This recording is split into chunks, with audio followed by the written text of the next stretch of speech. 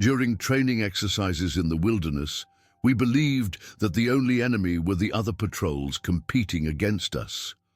That assumption proved to be our gravest mistake. My name is Staff Sergeant Jake Mitchell, and I've been leading reconnaissance units for 8 years across 3 different continents. I've seen combat in Afghanistan, survived urban warfare in Syria, and thought I'd encountered every type of threat imaginable. But nothing in my military career prepared me for what we discovered lurking in the dense forests of the Pacific Northwest during what was supposed to be a routine training exercise. The operation was called Exercise Timber Wolf, a 2-week survival and evasion drill conducted in the vast wilderness of the Olympic National Forest. 4 elite units from different branches were dropped into separate sectors of the forest, tasked with completing reconnaissance objectives while avoiding capture by opposing teams. The rules were simple: stay hidden, gather intelligence on mock enemy positions, and make it to the extraction point without being detected by the other patrols. My unit consisted of 6 highly trained soldiers.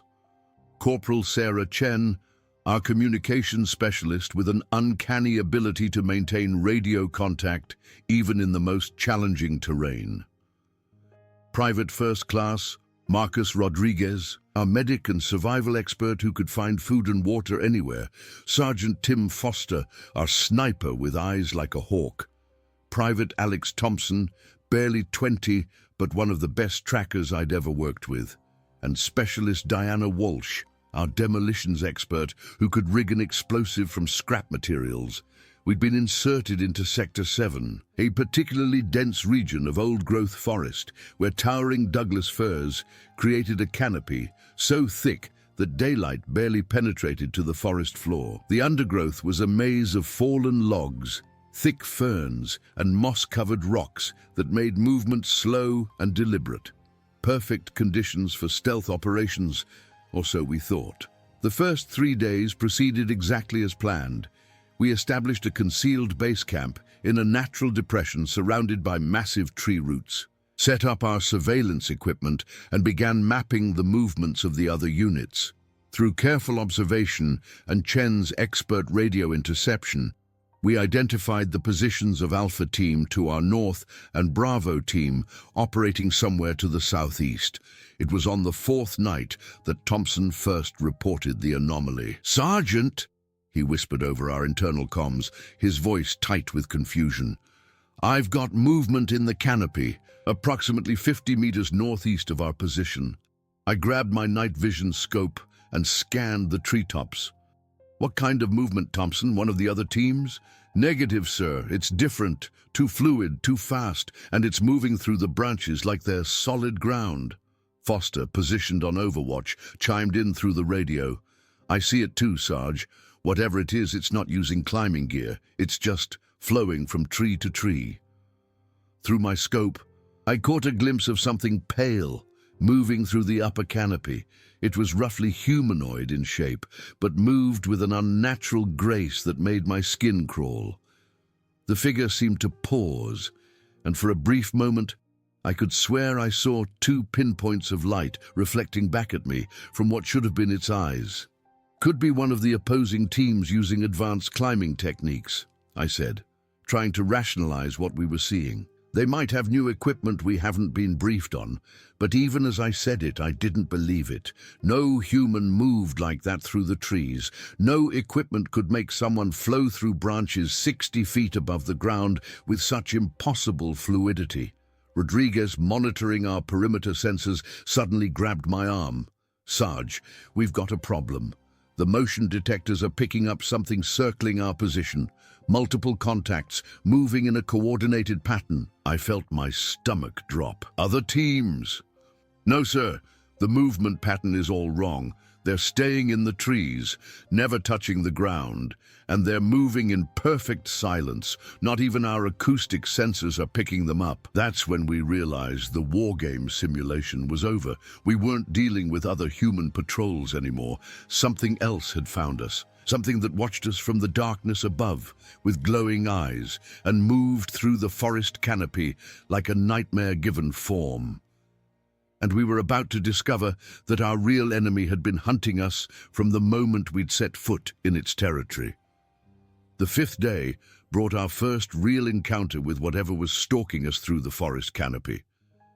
We'd broken camp before dawn, moving in tactical formation toward our next objective marker. The morning mist clung to the forest floor like ghostly fingers, reducing visibility to barely 20 meters. Chen maintained point position, her equipment detecting no electronic signatures from the other military units, which should have been reassuring. Instead, it only heightened our sense of unease. "Contact," Foster whispered through the comm, his voice barely audible. 12 o'clock high, approximately 40 meters. I raised my scope toward the canopy and froze. A pale, elongated figure crouched on a thick branch directly above our intended path. Even through the morning haze, I could make out its unnatural proportions. Limbs that seemed too long for its torso, fingers that extended like skeletal claws, and a head that tilted at an angle no human neck should allow. "Is it watching us?" Walsh asked, her hand instinctively moving to her sidearm.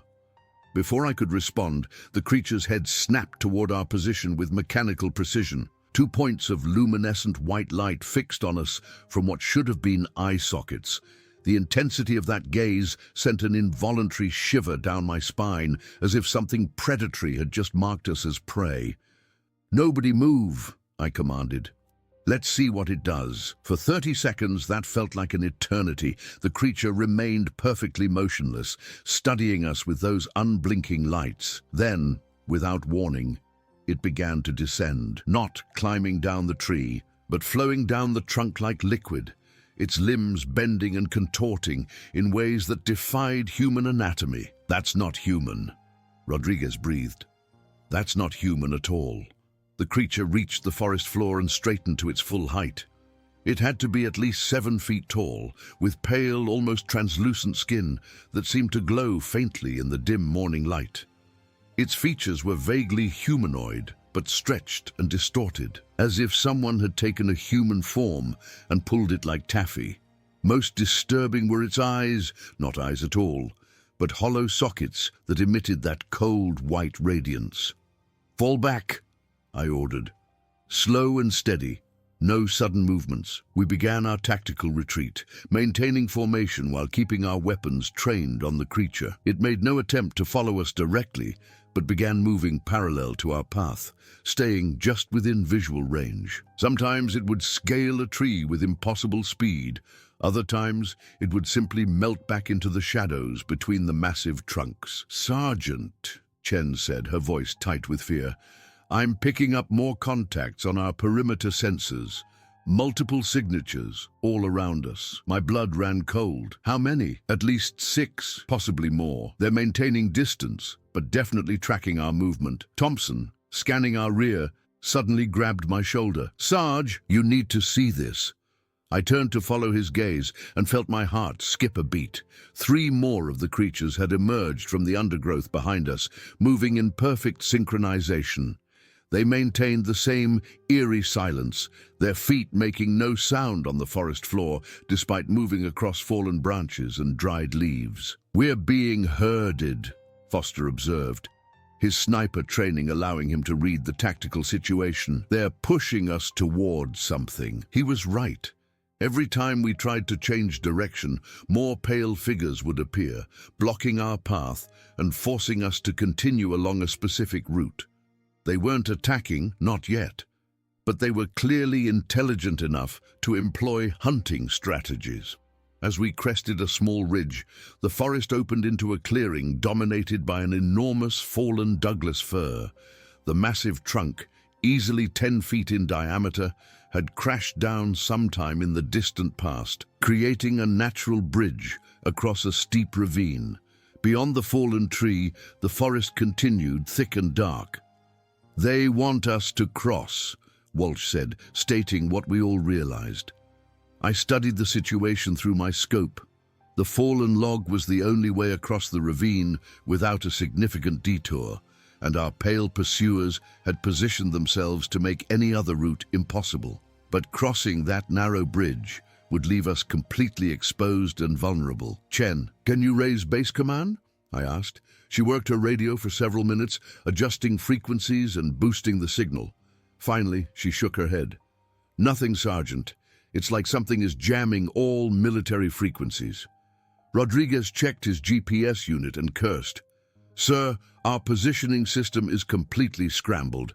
According to this, we're either underwater or in 3 different locations simultaneously." The implications hit me like a physical blow. Whatever these creatures were, they possessed technology or abilities that could disrupt our most advanced military equipment. We were cut off from command, lost in hostile territory, and being hunted by something that shouldn't exist.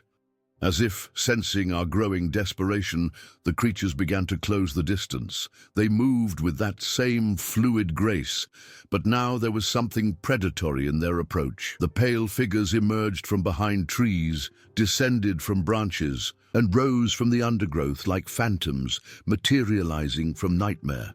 "Weapons ready," I commanded. "If they get within 20 meters, we engage." But even as I gave the order, I wondered if our conventional weapons would have any effect on these things.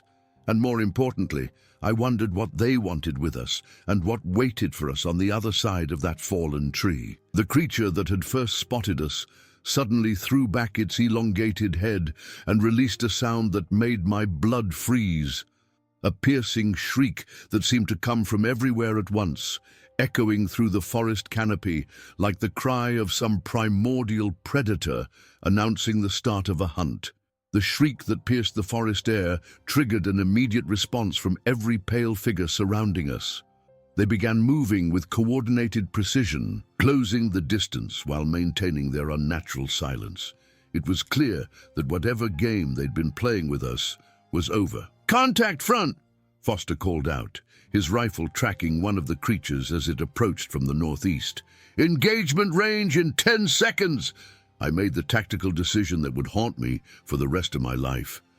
"Open fire! All units! Weapons free!" The forest erupted with the sharp crack of automatic rifle fire. I watched through my scope as Foster's first shot struck the nearest creature center mass, the impact clearly visible. But instead of dropping, the pale figure simply staggered backward, black fluid seeping from the wound like oil.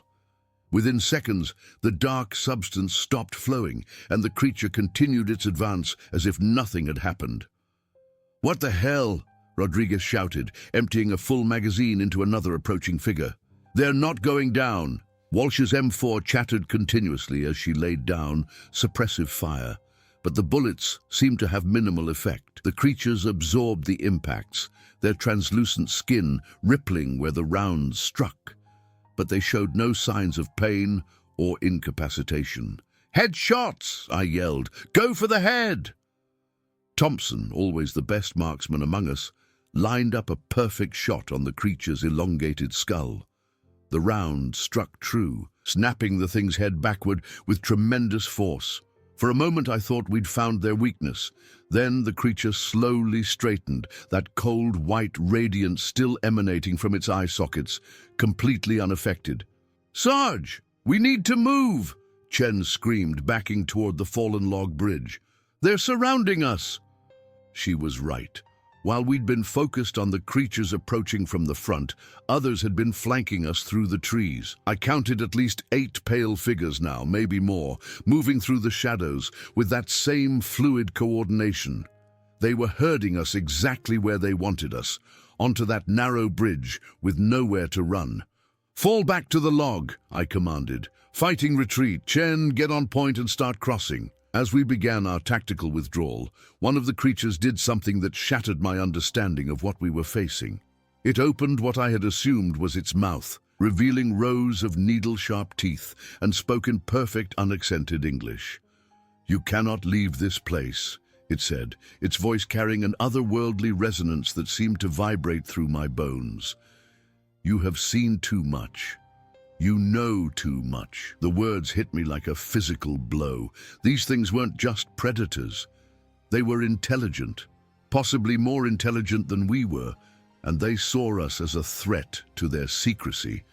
"Foster, maintaining rear guard, kept up steady fire as we reached the base of the fallen tree.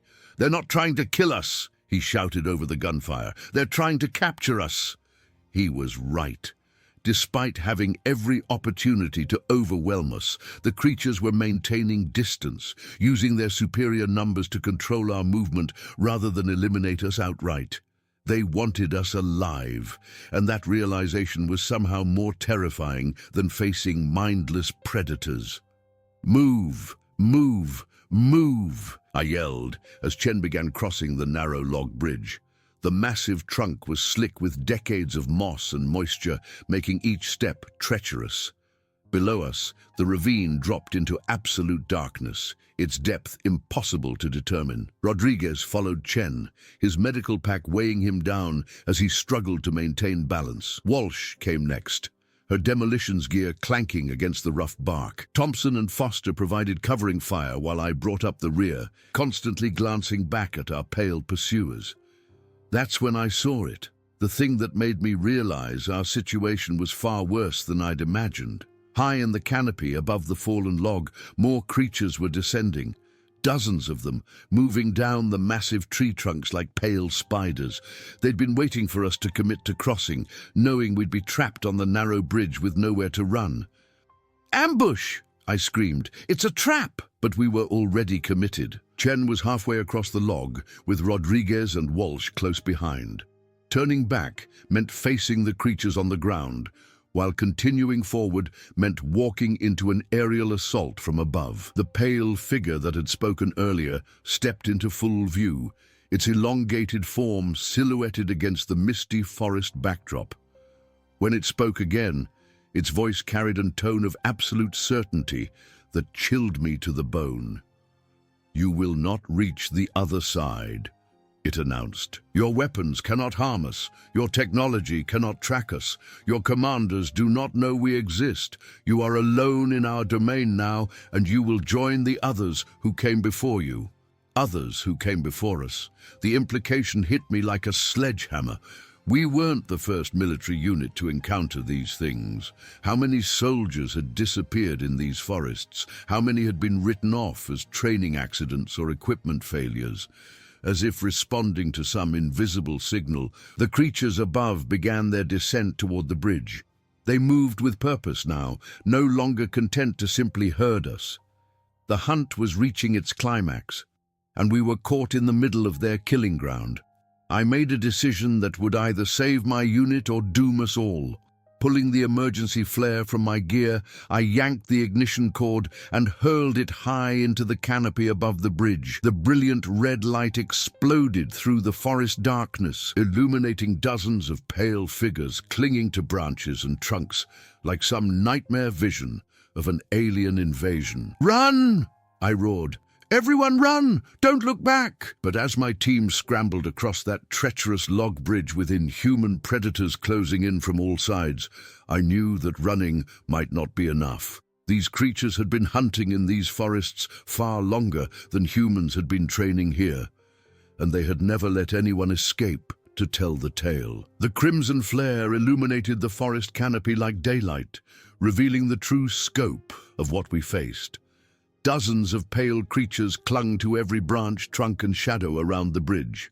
They moved with predatory grace through the red-tinged darkness, closing in from all directions with coordinated precision that spoke of intelligence far beyond anything we'd encountered. "Chen, status report!"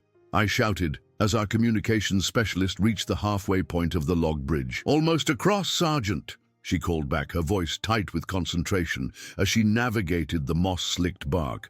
"But there's movement in the trees on the other side too." My heart sank. We were walking into a complete encirclement, exactly as these things had planned. But surrender wasn't an option. Not when I remembered the creature's words about others who came before us. "Walsh!" I barked. "How much C4 do you have left?" "2 blocks, Sergeant," she replied, struggling to maintain balance while carrying her demolitions pack. "But in this confined space, do it. Rig the charges on the far end of the log. If we can't escape their trap, we'll make our own exit." As Walsh reached the other side and began setting her explosives, one of the creatures dropped from directly above, landing on the log just 10 feet behind Thompson. Up close, the thing was even more horrifying. Its pale skin seemed to shift and ripple like liquid mercury, and those hollow eye sockets burned with cold fire that hurt to look at directly. Thompson spun around, bringing his rifle to bear, but the creature moved faster than humanly possible. It reached out with those elongated arms and grabbed Thompson by the shoulders, its clawed fingers sinking into his combat gear like it was made of paper. "Get off him!" Foster roared, switching to full automatic and emptying an entire magazine into the creature's torso. The bullets tore through its pale flesh, but instead of blood, that same black substance oozed from the wounds. The creature didn't even flinch. That's when Rodriguez did something that changed everything. As our unit medic, he carried specialized equipment, including emergency medical lasers for field surgery.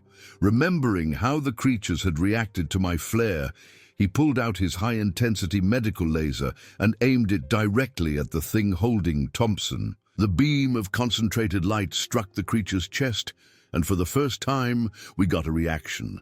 The pale figure released Thompson with a shriek that shattered the night air, its form actually smoking where the laser had hit. The white radiance in its eye sockets flickered and dimmed. "Light!" I shouted. "They're vulnerable to intense light." Rodriguez continued his laser assault while Foster and I switched tactics, using our rifle-mounted tactical lights on maximum intensity. The bright LED beams caused the creatures around us to recoil, their coordinated advance faltering for the first time. "Everyone, weapons lights on max!" I commanded. "Concentrate the beams!" But our tactical advantage was short-lived. The creatures adapted quickly, using the dense forest canopy to approach from angles where our lights couldn't reach them effectively. More pale figures dropped onto the log bridge behind us, cutting off our retreat. "Charges are set," Walsh called from the far end of the bridge. 30-second timer. "Move! Everyone move!" I yelled, but we were still in the blast radius.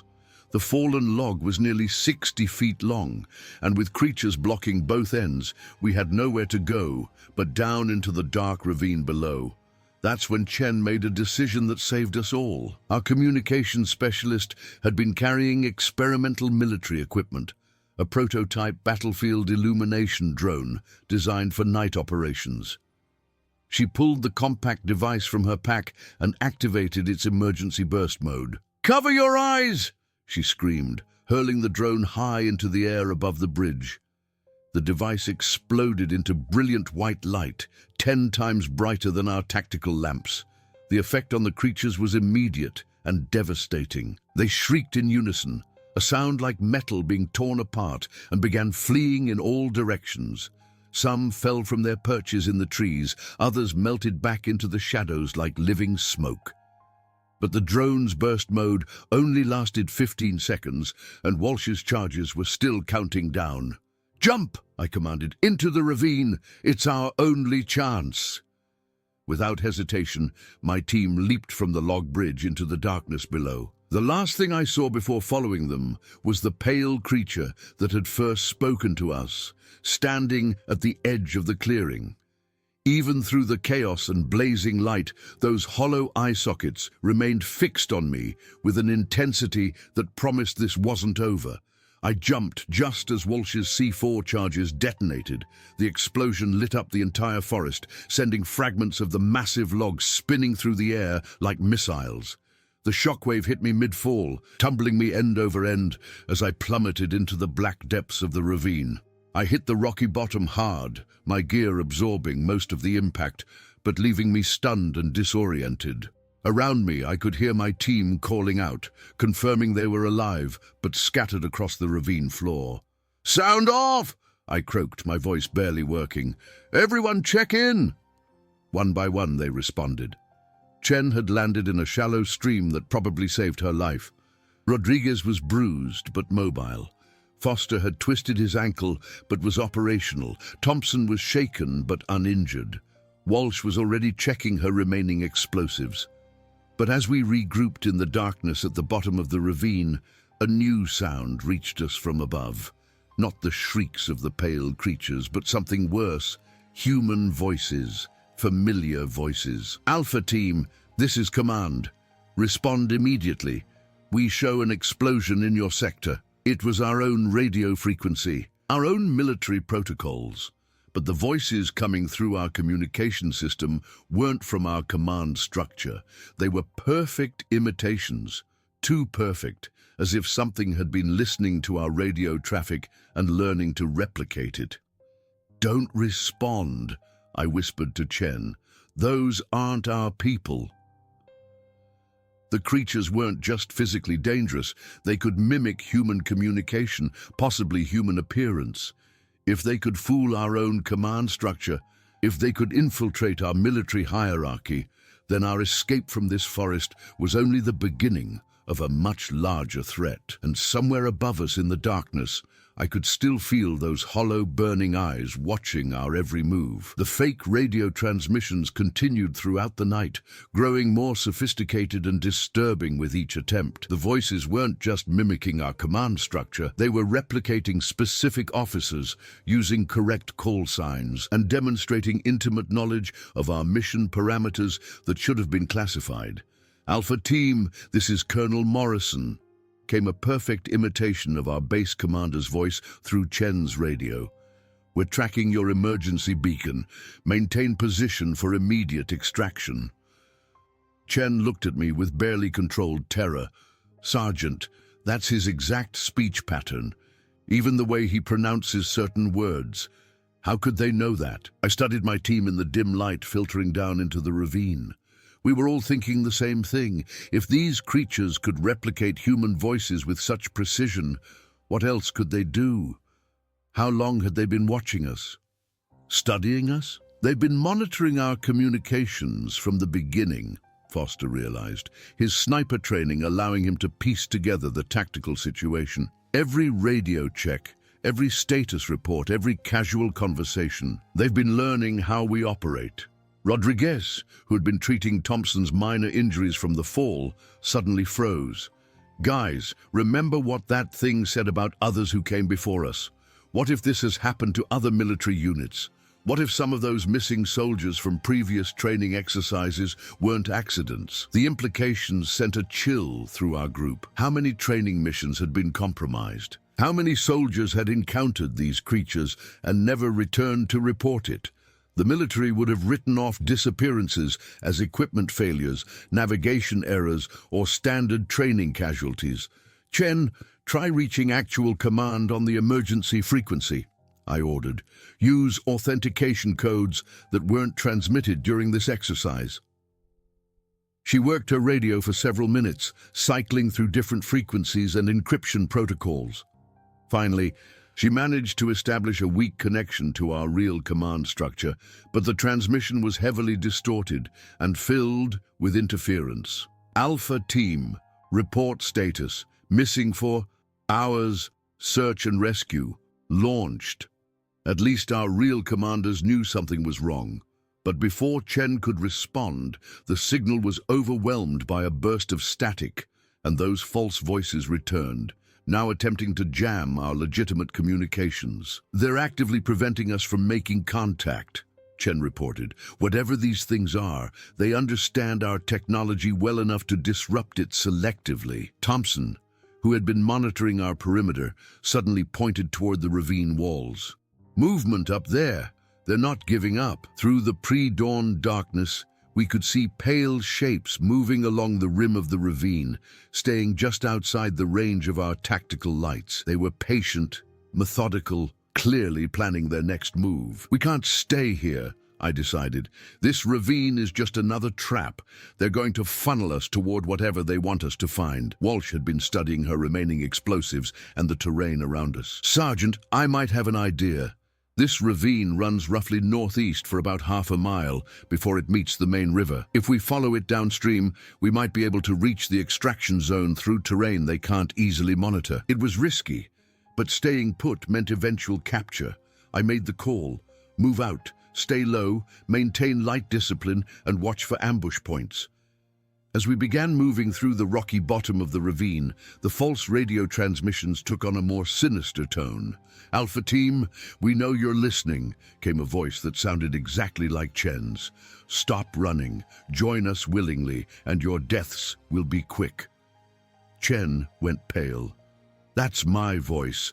That's exactly how I sound." But the creature's psychological warfare backfired. Instead of demoralizing us, hearing our own voices used against us only strengthened our resolve. These things could mimic human speech, but they clearly didn't understand human psychology. They had revealed too much of their capabilities too soon. "They're not human," Rodriguez stated what we were all thinking. "They're something else entirely. Something that's been hiding in these forests, learning about us, studying our military operations." As we navigated the treacherous ravine, Foster made a discovery that changed everything. "Sergeant, you need to see this." He was examining something embedded in the ravine wall, metallic fragments that definitely weren't natural. As I got closer, I recognized the twisted remains of military equipment, pieces of radio gear, fragments of combat helmets, and what looked like dog tags too corroded to read. "How long has this been here?" I whispered. "Based on the corrosion patterns, maybe decades," Rodriguez answered, his medical training giving him knowledge of decomposition rates. "These could be from military exercises going back 20 or 30 years. The revelation hit us like a physical blow. These creatures hadn't just recently discovered our training operations. They'd been systematically hunting and studying military personnel for generations. Every advancement in our tactics, weapons, and technology had been observed and catalogued by an intelligence that viewed us as specimens to be collected and analyzed. "We're not the first unit to figure out their weaknesses either," Walsh observed grimly. "But we might be the first to survive long enough to report it." That's when we heard it, a sound that made our blood freeze. From somewhere ahead in the ravine, echoing off the rocky walls, came the unmistakable sound of military bootfalls moving in formation. But the rhythm was wrong, too perfect, too synchronized. No human unit moved with that mechanical precision. "Contact front," Thompson whispered. "But that's not human movement." Through the darkness ahead, we could see shapes moving toward us in perfect military formation. As they drew closer, the horrifying truth became clear. The creatures had been studying us so intensively that they could not only mimic our voices, they could replicate our tactical movements, our formation patterns, our entire military doctrine. They were using our own training against us, turning our decades of military knowledge into a weapon for our capture.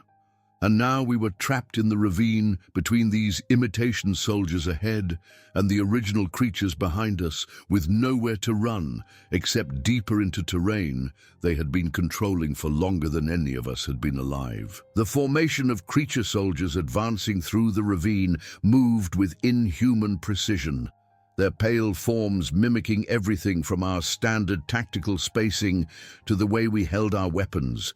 But their perfection was also their weakness. No real human unit moved with such mechanical coordination. "They're copying our doctrine," I whispered to my team, "but they don't understand improvisation." I made a decision that went against every piece of military training I'd ever received. Instead of engaging the creatures in conventional combat where they held every advantage, we would do something completely unpredictable. "Everyone, drop your gear and scatter," I commanded. "No formation, no tactics, just pure chaos. Meet at the river confluence in 30 minutes. My team looked at me like I'd lost my mind, but they trusted my judgment. We abandoned our heavy equipment, split in different directions, and began moving through the ravine like panicked civilians rather than trained soldiers. The effect on the creatures was immediate and dramatic. Their perfect formations faltered as they tried to adapt to our seemingly random movements. They had studied military tactics extensively, but they had no framework for understanding pure human chaos and individual initiative. Chen scrambled up the ravine wall, using a route no tactical manual would ever recommend. Rodriguez dove into the shallow stream and began moving underwater. Foster used his sniper training to find concealment in places that offered no tactical advantage. Walsh crawled through spaces too small for her equipment. Thompson moved in patterns that would have failed any navigation course. For the first time since this nightmare began, we had surprised them. I made my way toward the river confluence through a series of natural caves that honeycombed the ravine walls.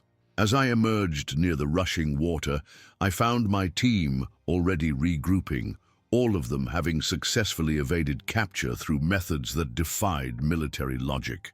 "The radio jamming has stopped," Chen reported, her equipment finally picking up clear signals. "I'm getting strong contact with actual command. This is Alpha Team Leader to command." I spoke into her radio. "Emergency extraction required.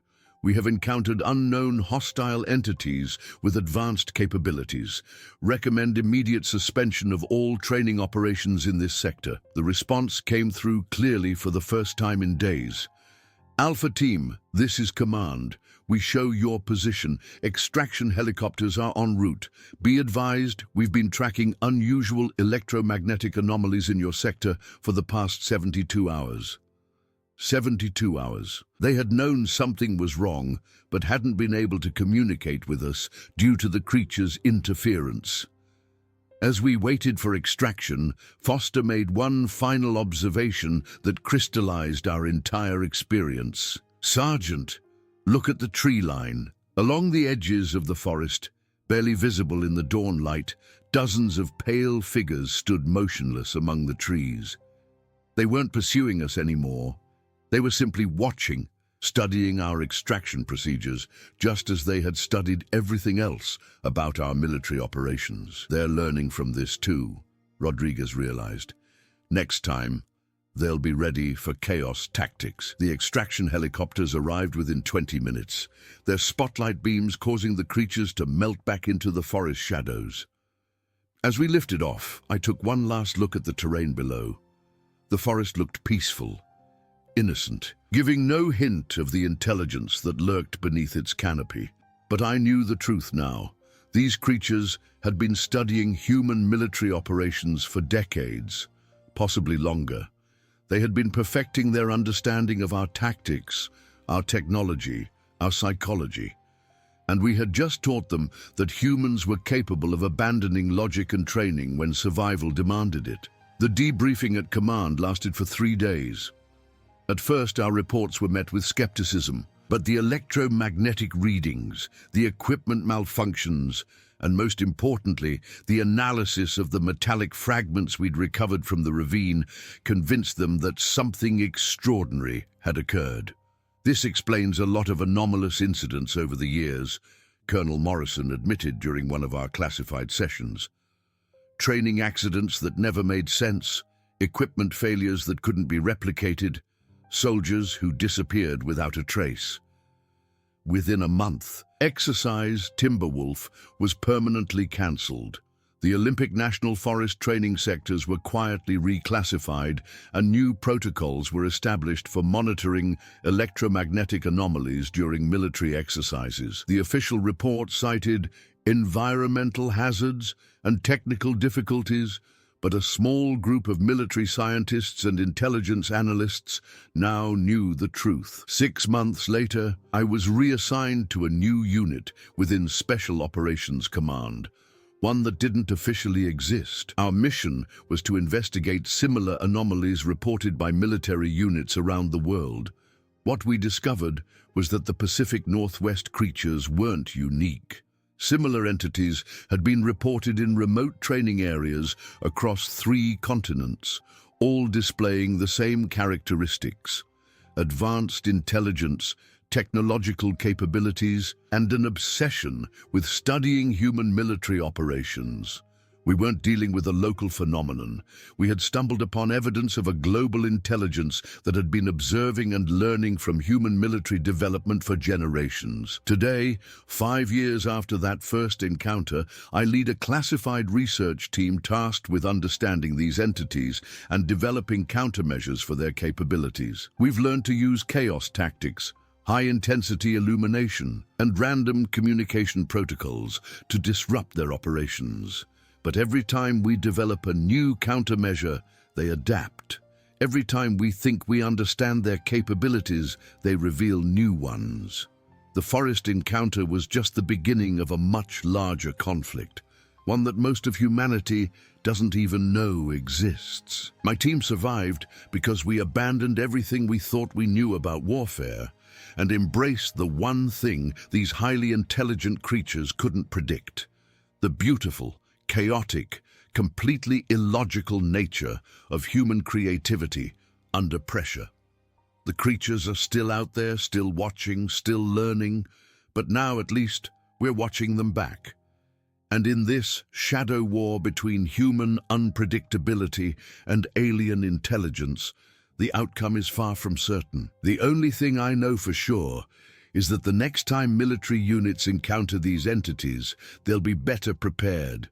Because sometimes the most advanced military tactic is knowing when to throw all tactics away and trust in the one thing that makes us human: our ability to surprise even ourselves when everything depends on it.